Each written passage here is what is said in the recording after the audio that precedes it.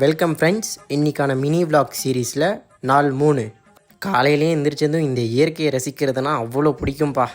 அப்படியே கொஞ்ச நேரம் வாட்சாக விட்டுட்டு ஜிம்முக்கு போகிறதுக்கு முன்னாடி H2Oவை இறக்கிட்டேன்.